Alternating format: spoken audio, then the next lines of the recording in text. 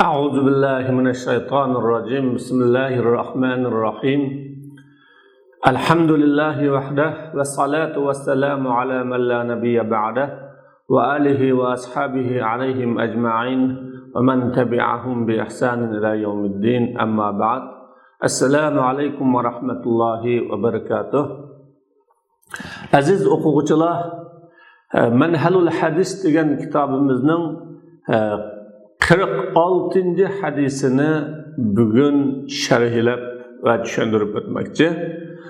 An Umar radhiyallohu anhu annahu wajada hullatan siyara'a 'inda babil masjid فقال يا رسول الله لو اشتريت هذه فلبستها يوم الجمعة وللوقت إذا قدموا عليك فقال رسول الله صلى الله عليه وسلم إنما يلبس هذه من لا خلاق له في الآخرة ثم جاءت رسول الله منها حلل فأعطى عمر بن الخطاب منها حلة فقال عمر يا رسول الله كسوتنيها وقد قلت في حلة عطارد ما قلت قال رسول الله إني لم أكسكها لتلبسها فكساها عمر أخله بمكة مشركا Umar raziyallohu anhudan rivoyat qilinib, u kishi masjidning eshik oldida yipakdan bo'lgan bir yurish kiyim, hulla degan bir yurish, bir to kiyimni topdi. Yani setilayotganligini topdi. Şunun bilen degan, şunun bilen Ömer raziyallohu anhu ey Resulullah, siz bu bir yürüyüş kiyimni setevilip cuma günüsüge ve sizning qishingizga kelgan elchi umaklarga kiygan bo'lsangiz dedi. Yani bak yaxshi bo'ladi demakchi. Chunki Cuma tunugunki dersimizni diginiga o'xshash alohida tayyorlik qiladigan kiyimlarning yengilarini, chiroyliklarini va pokizalarini kiydigan, uningdan keyin chosh, tirnoqlarini oladigan, misvaq qiladigan, yuyinadigan, bedenlerini maylaydigan, ettir kuşpuraklarını işletadigan, alahide tayyorlik qiladigan bir namaz. Çünkü bu namazga taraflardan ko'p musulmonlar kelgan bo'lg'achqa, musulmonlarning so'rinlarida har xil sesiq puroqlar, ig'izidan chiqqan sesiq puroqlar va badanidan chiqqan sesiq puroqlar, qo'ltiqidan chiqqan sesiq puroqlar yoki kiyimlaridan chiqqan sesiq puroqlar dan saqlanib, haqiqatan pokiza, güzel, illiq bir puroqlarning chiqishiga kafolatlik qilish uchun va elchilar kelgan chaqda ularga alohida kiyinib, alohida tayyorlik qilib, her bir elçi kelsa şu elçilerinin salohiyati, elçilerinin imtiyazı, elçilerinin o'rniga loyiq ravishda kiyish uchun olgan bo'lsangiz bak yaxshi bo'ladi dedi. Rasululloh sallallohu alayhi vasallam bu kiyimni uningga oxiratda nasibisi yo'q kishi kiradi dedi. Demak, ya kafir kiydi bu kiyimni, yoki ahirette izzeti yok, hürmeti yok. Allah subhanahu ve Taala'nın aldığı imtiyazı yok kişi kiydi o dedi. Demek bunda yipek, tokulması âli, bahası kıymetli, özü en danlık bulgan bu kiyimlerini kıyamette izzeti yok, hürmeti yok Adem kiydiğin kiyimleri. Demek mümin dünyada yiyiş, içiş, kiyiş üçünle yaşaydıgan, yiyişti mi, kiyişti mi ve işletişti mi en âli işletidigan ve âli sarf kılıdigan Allah'ın emeslilikini Peygamber Aleyhisselatü Vesselam muhtarı. Keyin Rasululloh sallallohu alayhi vasallamga bu bir yush kiyimlardan bir nechtasi keldi. Payg'ambar alayhisalom Umar ibn Xattobga uningdan bir tal berdi. Umar roziyallohu anhu ya Rasululloh, menga siz bir tal berdingiz-ku. Vahalaniki siz o Tarikning kiyimlarida, tonlarida munda degan, ma'qul degan, mundaq degan edingiz. Dedi Rasululloh sallallohu alayhi vasallam, men sana uni kiyish uchun bermadim dedi. Shuning bilan u kiyimni Umar roziyallohu anhu o'zining Makkada qolib qolgan mushrik bir tuqquniga kiygizib qo'ydi. Ya'ni uningga hadiya qildi, sovg'a salom qildi. Demak, bu hadisdan musulmon o'zining mushrik bo'lsa-mu, yoki kafir bo'lsa-mu, qarindoshlari, tuqqanlari bo'lib qolsa, uningga urug' tuqqanchilik munosabatini ulash, hadiya, sovg'a salomlarni qilishning durustligi chiqadi. Illa bir sharti u tuqquni, u jamiyati, u yaqinisi islomga qarshi, islomni yiqib tashlash uchun bo'lgan sab va shu qo'shinning ichida bo'lmay qolsa.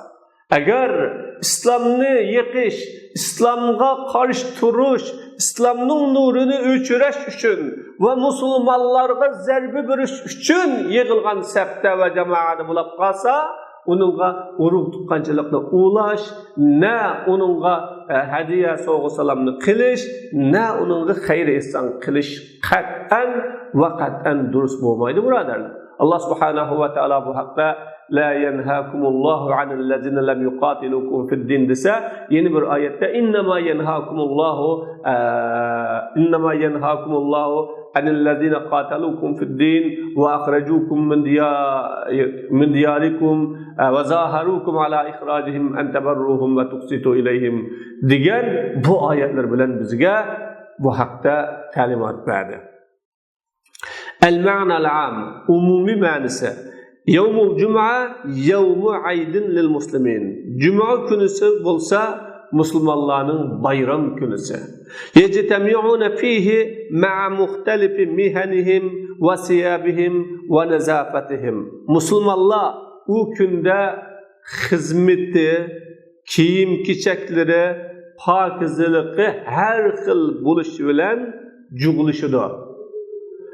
وإذا كان الإسلام قد دعا إلى الغسل يوم الجمعة ليلتقي المسلمون وقد أزالوا التفس والروائح المختلفة من العرق من أجسادهم، وإذا كان قد دعا إلى استعمال السواك قبل اللقاء لإزالة مخلفات الفم، وإذا كان قد دعا إلى مس الطيب لتجميل الرائحة وتحسينها عند الاجتماع، فهو في هذا الحديث يدعو إلى تحسين الهيئة عند اللقاءات الكثيرة العدد أو لقاءات ذوي الهيئات وأصحاب الجاه.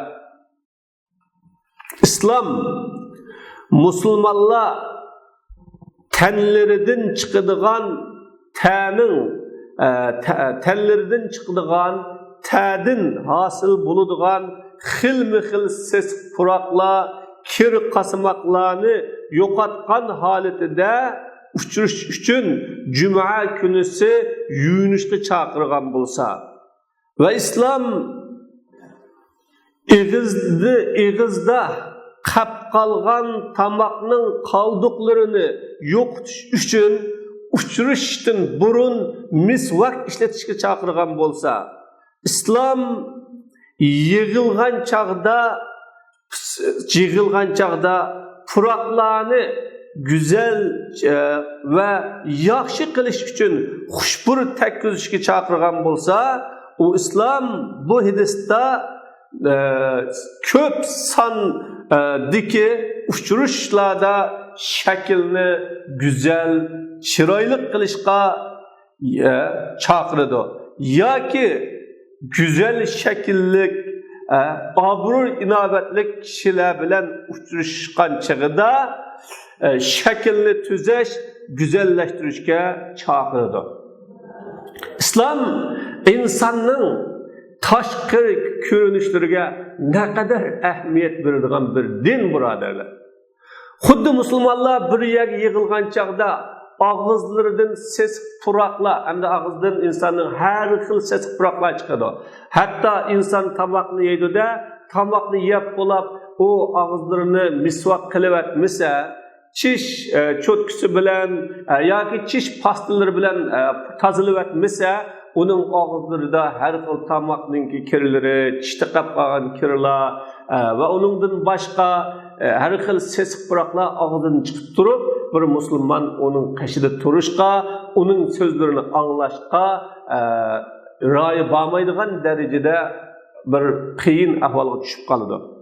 Shunlashqa islom dini eng odamlar ko'p jug'lashadigan juma kunisida yuyinishni farz vojib qildi, chaqirdi va og'izni chayqab, og'zini pokiza yuvib, og'izdagi tomoq va say ko'ktatlarning qoldiqlarini pokizalash uchun misvaq ishlatishga chaqirdi va uchrashgan chaqda go'zal shakl, pokiza yit puroqlar bilan uchrash uchun ifar atlar ishlatishga chaqirdi.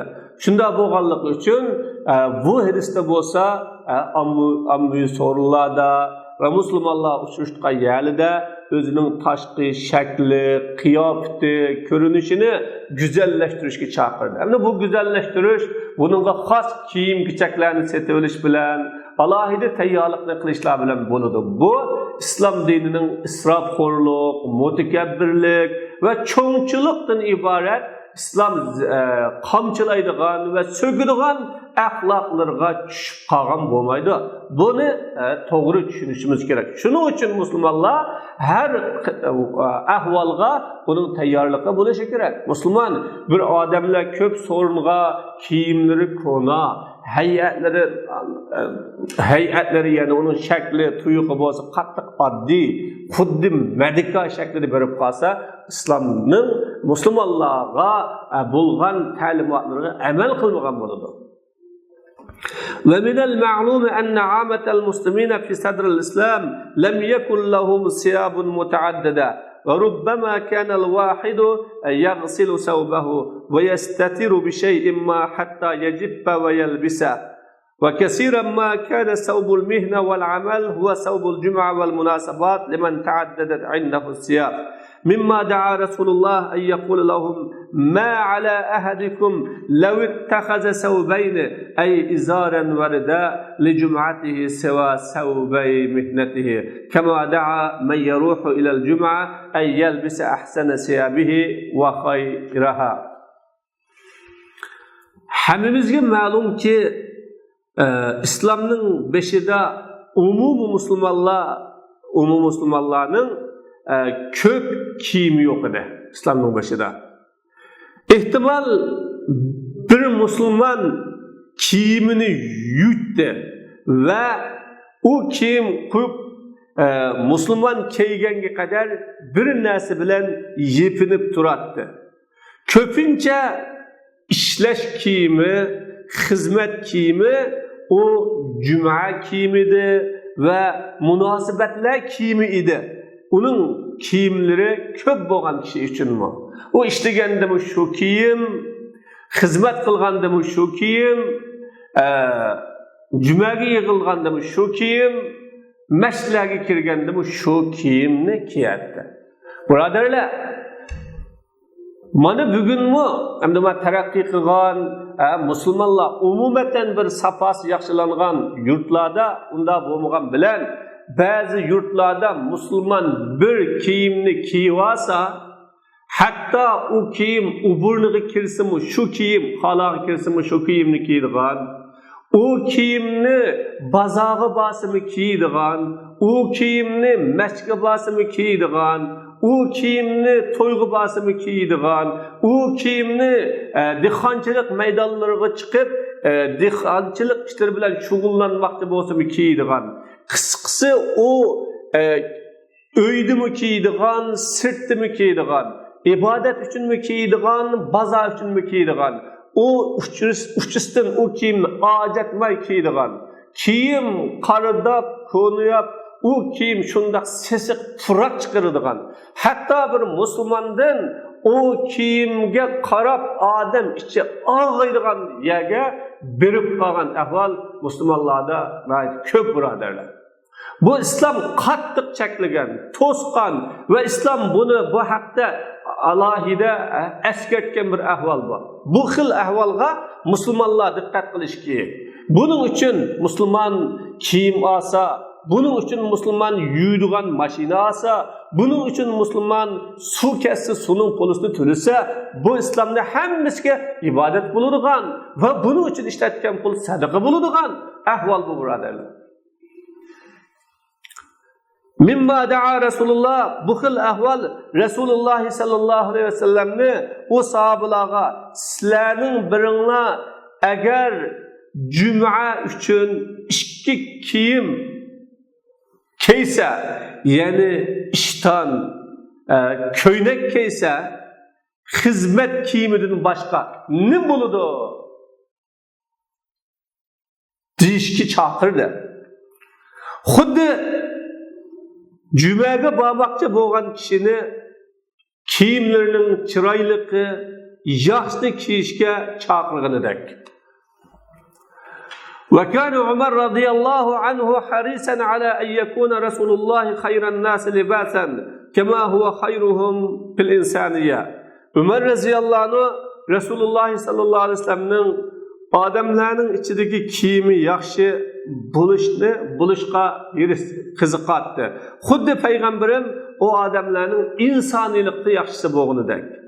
فرأى وهو خارج من المسجد مع رسول الله رجلا يبيع ثيابا عند الباب وبيده حلة جميلة من الحرير فقالت يا رسول الله لو اشتريت هذه الحلة الفاخرة فلبستها عند صلاة الجمعة وعند لقائك بالوفود التي تأتيك من مختلف الجهات لكان خيرا. Umar radhiyallahu anh Rasululloh sallallohu alayhi vasallam bilan birga masjiddan chiqib ketib o'tib, eshikning tubida kiyim sotayotgan bir odamni ko'rdi. O odamning qo'lida yipakdan to'qilgan go'zal bir yurish kiyim bor edi. Umar radhiyallahu anh, "Ya Rasululloh, agar siz bu isil tonni setib olib uni juma namozida va siz bilan uchrashqili har xil taraflardan kelgan elchilarning qashida kelgan bo'lsangiz, bak yaxshi bo'lgan bo'lardi" dedi. Rasululloh sallallohu alayhi vasallam to'nga qaradi. U vaqtda u to'n gang yipakdan edi. Islomda yipak bo'lsa erlarga harom qilingan edi. Şunlaşqa Rasululloh Umar radhiyallahu anhuga buni va buningga o'xshagan yipak to'n, yipak kiyimlarni uning oxiratda nasibisi, ulushi bo'lmagan kishilar kiydi dedi. Umar radhiyallahu anhu untun qilmadi. Balkim Umar radhiyallahu anhu bo'lsa yipak kiyimning cheklangan ekanligini bilmaydigandir. Yoki yipak kiyimni kiyishning hukmini uqmaydigandir. Yoki yipak erlarga shu kundan burun cheklangan emasdir. Bir mezgildan keyin Rasululloh sallallohu alayhi vasallamga hadiya keldi. Bu hadiyaning ichida bo'lsa, u haqida yuqorida deyilgan so'zlar, deyilgan kiyimlar bor edi. Umar radhiyallahu anhu, "Ya Rasululloh, o kiyimni Rasululloh sallallohu alayhi vasallam ashablarining xoslariga taqsim qilib berdi. Ularning ichida Umar radhiyallahu anhu bor edi." Umar radhiyallahu anhu, "Ya Rasululloh, bu kiyim to'g'riliq siz mundaq degan, buni eninga oxiratda nasibisi yo'q kishi kiydi degan-ku. Bu kiyimni menga qandami sovg'a qilasiz, meni kiysin" deb. Payg'ambarim, "Men u kiyimni sana keygili soğuk kılmadım. Fakat o kiyimni ayollarınga, ballarınga keygizip koysun dep soğuk kıldım. Ya ki başkalarga soğuk kılsın dep soğuk kıldım. Şunun bilen o kiyimler bilen o kiyim arkalık sendin o kiyimni kiyiş bilen senden başkalar menfaatlensin. Bunu bu kiyimni Ömer radıyallahu anh özünün Mekke'deki müşrik kavimdişiga soğuk kıldı. Demek bu hadiste Müslümanlar çokum isil kiyimler, yaram kiyimlerini kiyiş zürriyet için durust bulunduğunu bilivilishi bu hadisten çıktı. El-Mebahisul Arabiyya Arapça tadqiq qilinadigan, aniqlanadigan so'zlar. Hulla degan ishton va ko'ynakdan iborat. Ichki kiyim bo'lmay, hulla bo'lmaydi. Ya'ni ishton, ko'ynak ikkisi bir to bo'lmasa, hulla bo'lmaydi. İbn Tin la takunu hullatan hatta takuna jadida dedi. Hulla bo'lishi uchun yangi bo'lishi lozim. Yangi bo'lmay hulla bo'lmaydi dedi. Summiyat bizalika lihallaha antayha. Bu hullatni, ya'ni yangi kiyimni hullat deb atilishi u kiyim qetidan shishib o'tilganlik uchun. Aslida beni yig'ib, o'z ratlab qo'ydigani shu, ammo buni shishib o'tilgan ko'ynagi bilan, ishtini bilan. Sayara sinning ziri sin, yaning zibri siyara, ya'ni xolis saf ipak demakdir. Bu kiyimni, ya'ni xolis ipakni bunda atilishi buningda shu sayurga o'xshaydigan bir yo'l bo'lganlikdan. Bu hullatga izof qilinib muqimlashtirildi.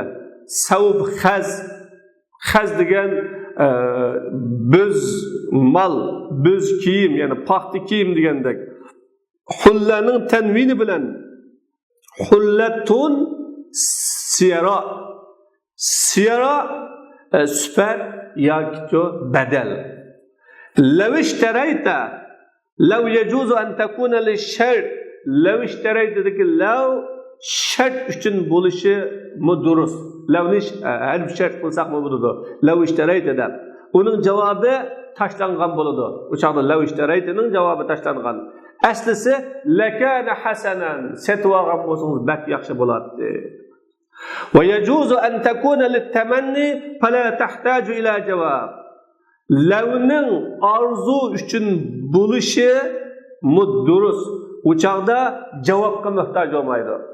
Agar setvagan bo'lsangizda bir arzu, istak, umid ma'nosida bo'lsa javob ketmaydi. Ammo shart uchun bo'lsa-chi çokum cevabı yuşurulması olmaydı. Falabistaha yevmel cuma, onu cuma günüsü keygen bolsanız, yani siz cuma için yaxşı kiyimlerini qilishga buyurgan, yaxşı kiyimlerini qilib qo'yinglar, yaxşı kiyimlerden bir tikib qo'yinglar degan, o'zingizni shunda setib olgan bo'lsangiz demekçi. Valil vaqti iza qadimu alayk.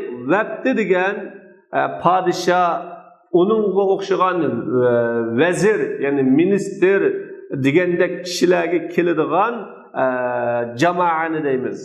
Bu vafitning jamisi. Vafit degan kavji degan bo'ldi, elchi bo'lsin yoki ekskursiya qilguvchi bo'lsin yoki boshqalar bo'lsin.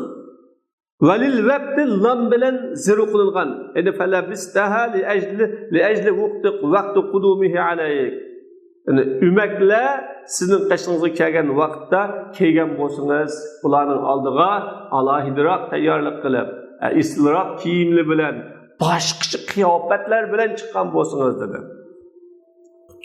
Innama yalbasu hadhihi isharat yipak ton uchundir. Bu yerdeki. Eğer o ton paxtadan bo'lgan bo'lsa va boshqa moddalardan bo'lgan bo'lsa bo'ladi. Faqat ipak bo'lganlikdan. Maqsad shu tonning o'zi emas, balkim sop ipakdan bo'lgan har qanday narsa. Maqsad iningga ishorat mushorin ilaydur va uning o'xshashlaridir. Innama yalbafadi degan bu ton demak emas, mushuning o'xshagan ipakdan yasalgan xos sopla ipak bo'lgan kiyimni kiyish bu halol emas demakdir.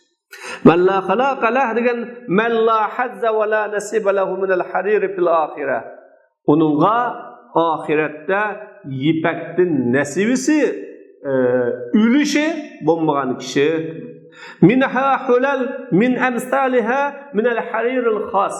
Buningga o'xshash sop ipakdan bo'lgan tonlar demakdir. Va qad qulta fi hullati atarid ma qulta wa hal uchun vahalaniga bunda degan edingiz. Uningdan keyingi jumla holiya. Maqulta degan maqultahu demakdir. Ya'ni uni ularga oxirat nasibisi yo'q kishilar kiydi degan edingiz bu demak. Ana ma degan lafzi bilan maqulta degan lafzi bilan keltirildi bu ya'ni umumga dalolat qiladigan bu maqulta degan umumga ma degan umumga dalolat qiladigan ma degan lafzi bilan keltirildi. Tahdidda qo'rqinchli qilmoq uchun. Manda degan dafa yuqorida deyilgan gap nima? Degan narsangizni degan desa, nima debdik ular? Voy, qanday gap qildik ular? Utarid aynning pishi raning ziri bilan va uning oxirisining tanvini bilan utaridin, ya'ni hullatning egisi. Bu İbn Hacib bin Zurarat at-Tamimi. Bu Rasululloh sallallohu alayhi vasallamga Tamimning elchi ümetlari bilan birlikka kelib musulmon bo'lgan. Uningga sahobilik martabasi bor.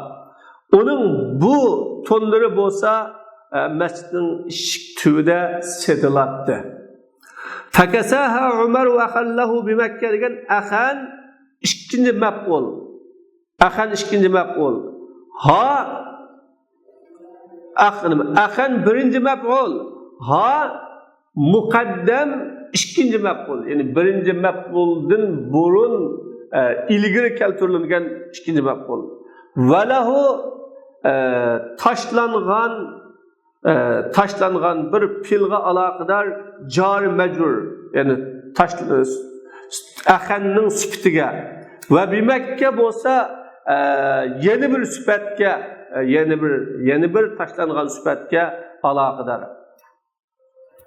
Mushrikan yeni bir sifat yoki jar majrurning mutaalliqatidagi yushurgan zimirdan hal bir Makkadagi fiqhul hadisning mazmuni, ya'ni hadisdan ilingan fiqh hukmlar.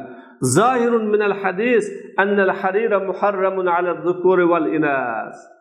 Hadisning ochiq ma'nosi ipak va ayollarga haram. Lekin bu hadis başka ayollarga ipak kiyimni kiyishning durustligiga dalolat qiladigan sahih hadislar bilan xoslanadi. Bu anides yuqoridagi. Bunun qolsa ayol deb ayirmag'lam. Ammo boshqa hadislarda-chi ayollarga ishlatsa bo'ladi, kiysa bo'ladi. Ayollar bunun bilan manfaatlansa bo'ladi deb bor. Unda bo'lgan üstüşemdi yo'q. Erlarga bo'lmaydi. Ayollarga bo'ladi. Va la yadullu qawluhu fakasaha Umaru akhallahu bi Makka mushrikan ala jawaz lubsil mushrikin lil harir li'annahu yuqalu kasahu idza a'tahu kiswa sawa labisaha am la. Peygamberimning o kiyimni Umar o'zining Makkadagi mushrik qarindishiga ba'di degan so'z mushriklarning ipakni kiyishining to'g'riligiga dalolat qilmaydi. Chunki kasahu degan kasahu deb kiydi deb deyiladi. Qachon uni kiyim qilib basa, mayli kiysin yo kiymasin. Ya'ni kasa degan kiyim ba'di. yani ipek kiyimini bədi digən buludu. فَعُمَرْ أَهْدَاهَا لِأَخِيهِ مِنْ أُمِّهِ الْمُشْرِكِ لِيَنْتَبِعَ بِهَا وَلَا يَلْزَمُ مِنْ ذَلِكَ لُبْسُهَا. Ömer radıyallahu anh o kiyimni ani bir müşrik qerindişigi soğuk qildi. Manfaatlansin uchun. Buningdan kiyganlik lazım gapedi. Kiyin deb bergan gap emas o. Ama manfaatlaning, ishlating, foydalaning demakchi. Ala anna hunaka khilafan usuliyan fi hal al-kafir mukhatabun bi furu' ash-shari'a aw ghayr mukhatab. Lekin bu yerda bir usul diki ixtilof bor. Kafir şeriatning tarmoq ishlariga bilan xitob qilinliqmi yoki xitob qilinmaganligimi? Ya'ni Alloh taolo mu'minlarni buyurgan ishqa kafirni buyurganmi yoki kafir bo'lganlik uchun buyurilmaganligimi deganda bir ixtilof bor. Ammo kuchli sahih qarash xitob qilingan. Yani ularni shu ishni qilish talab qilingan, mu'mindan qilish talab qilingan, nima ish bo'lsa undan qilish talab qilingan. Ammo o qilg'ilg'ilmagan. Shu vajidan o jazolanadi. Agar qilish talab qilinmagan, buyurilmagan bo'lib qolsa, o vaqtda o buyurilmagan ish bilan qiyomat kuni Allohning hisob berishi, jazolashi to'g'ri bo'lmaydi. قيل إنه كان أخاه من الرضا. Bazallar tarafdan onun Rıza'an qarindişi idi deyildi. İsmi Osman ibn Hakim. Bazallar o qarindişi idi. Yani Zeyd ibn Xattab'ninki qarindişi idi.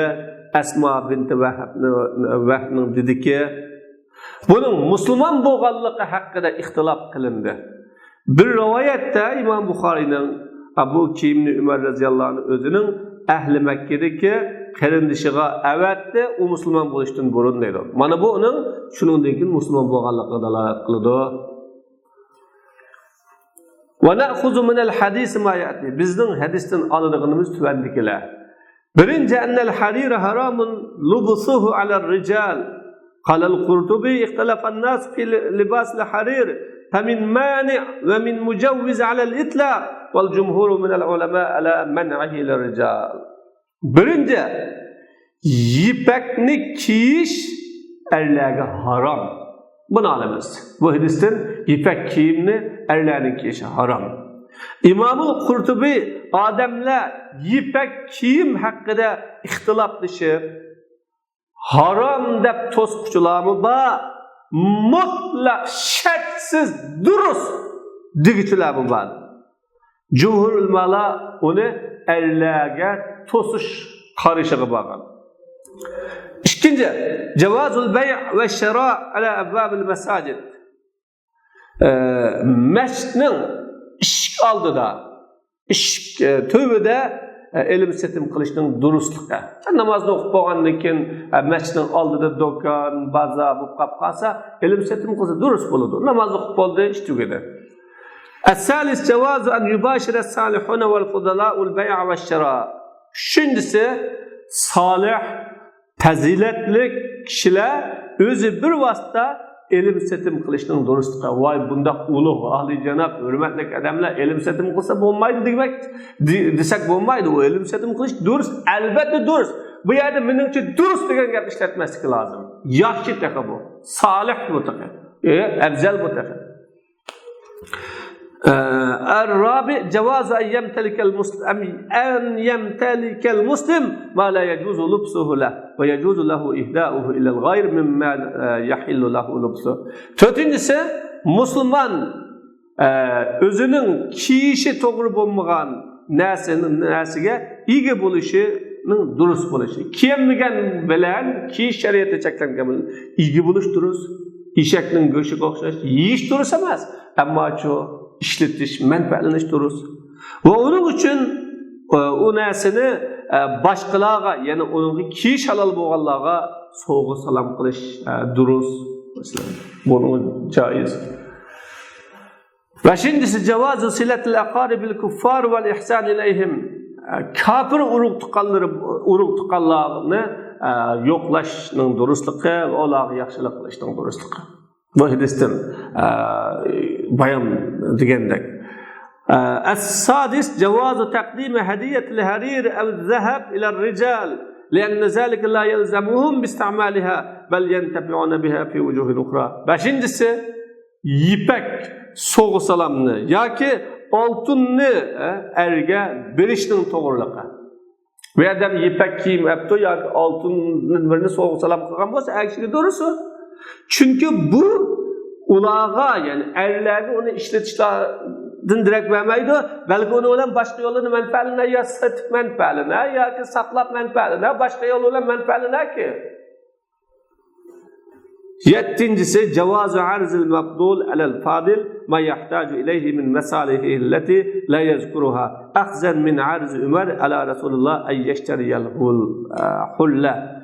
Yettincisi tüven kişilerinin mertebelik kişilerge o mühtaç bulunduğun onun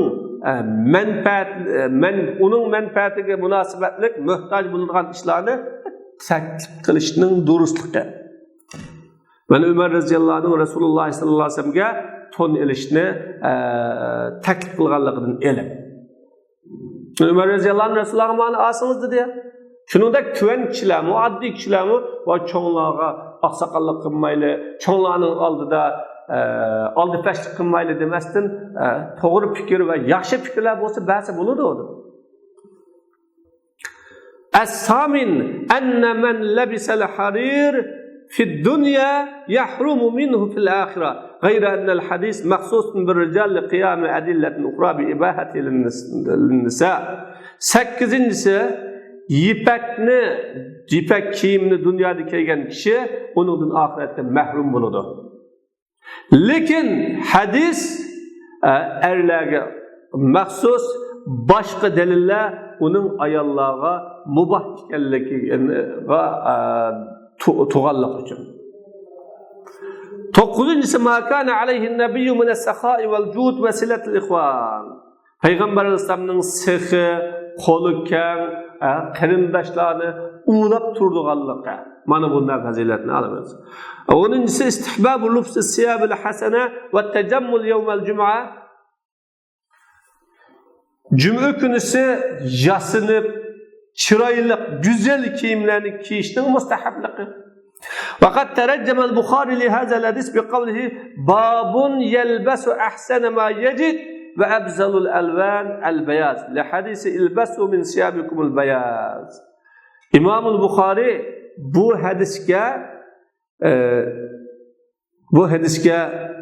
özünün qaşida ba en chiroyli kiyimlerini kiydi, en yaxshi rang oq rang degan so'zi bilan tarjima bayon qilgan. Payg'ambarim oq kiyimlarni kiyinglar degan hadisga asosan. Ve sünne yazid el-imam fi husnul hay'a vel ama vel irtida. İmam şeklini, tuyuqlarını güzel kılışı, sellelerini chiroyli qilishi ve ton ridalarını güzel qilishi bu sünnet. Yani takımı ziyade qilishi, bunu ortiq ziyade qilishi bu sünnet. Demek Müslüman sorunga ve Müslüman bardigan yerga, Müslüman turadigan joyga, Müslüman qiladigan ishga qarab ish qila oladigan bo'lishi bu islomning talabi va islomning taqozosi birodarlar. Har bir so'rinda deydigan gap bor, har bir yerga kiydigan kiyim bor, har bir o'yga qiladigan muomala bor. Buni bilish va buni tushunish va buningga astoydil muomala qilish lozim birodarlar. Men degan o'xshash deb turvasak bo'lmaydi. Shuning uchun mana bu hadisga qarab boqaylik.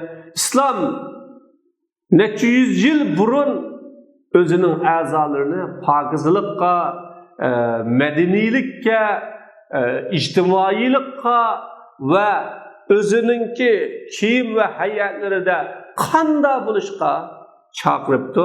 Bunu bir oylanıp bakayla. Allah subhanahu ve teala bizden hemimizni amelimizde doğru qilsin. Alloh subhanahu va taolo hadisga amal qilgan nasib qilsin. Alloh subhanahu va taolo bu darsimizni har bir uy, har bir oila, har bir musulmonga yetkazib nasib qilsin. Va oxirida alhamdulillah robbil alamin.